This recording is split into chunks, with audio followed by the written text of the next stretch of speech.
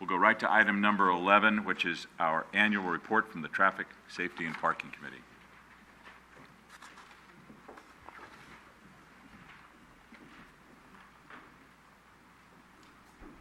Good evening, everyone. Okay, good. Good evening. My name is Jessica Barnes-Lopez. I'm the chair of the San Bruno Traffic, Safety, and Parking Committee. This year, we anticipated a lot of changes, a lot of challenges with the grade separation project, with the newly voted in change to downtown with the height restrictions. So we're proud to say that we've accomplished quite a bit this year. This is the list of the committee members. My name is Jessica Barnes-Lopez, as you know. My vice chair, Mark Howard. Committee members, Eric Wood, Tom Hamilton, and Tim Ross.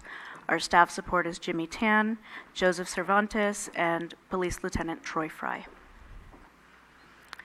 So, about 2-3 years ago, we started building a process for applying for changes, right? For applying for stop signs, crosswalks. We now have the kit, which shows the application. It shows what requirements you need to meet for a stop sign, rather than just getting a lot of applications for stop signs for speeding, right? So it lays it out a little more clearly. We've also adopted a preferred crosswalk. As you'll see in the bottom picture, we're trying to stick with the ladder design, and that's really because children seem to be more responsive around their schools when that ladder design is out there. So one of the small things that we've worked on this year.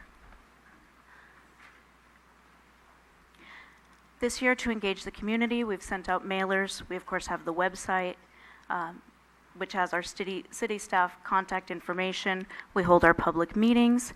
And this year, we've had 27 residents provide input. We've had many people at our meetings, but a good feedback from about 27 residents and business owners this year.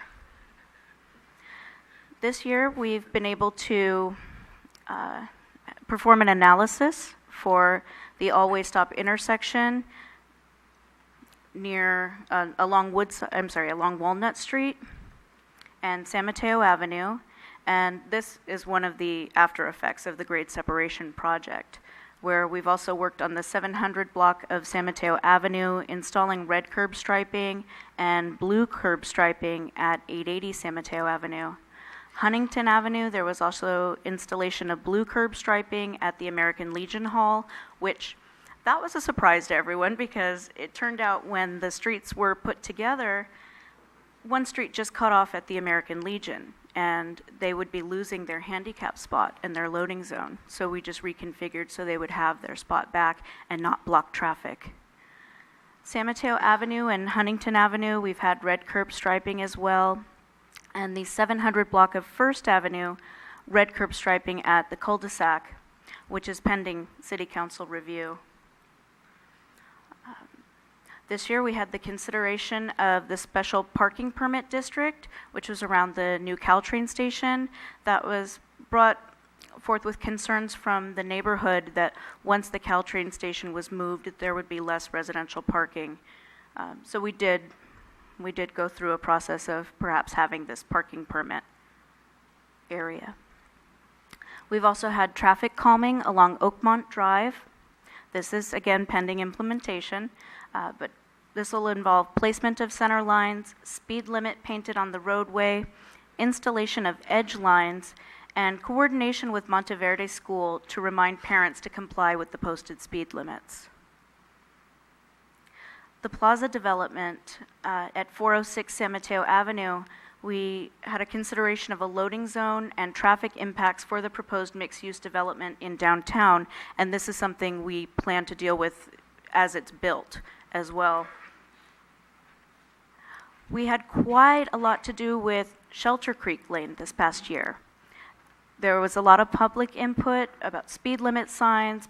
We had the analysis for the maximum speed limit, and the feedback we've gotten is very good. People appreciate having a bit of control in their neighborhood. We've also had improvements to Acacia Avenue, where, again, public input. There was an installation of a yield sign at Angus Avenue and an installation of speed advisory signs to encourage safer speeds. Most recently, we've had the SFPUC regulator project, which was a consideration of parking restrictions to allow for 24/7 maintenance access. This is pending city council review, but this one's kind of easy. Basically, maintenance doesn't have access to where they need to get, 24 hours. Somebody could be parked there and they won't be able to get to it to fix it.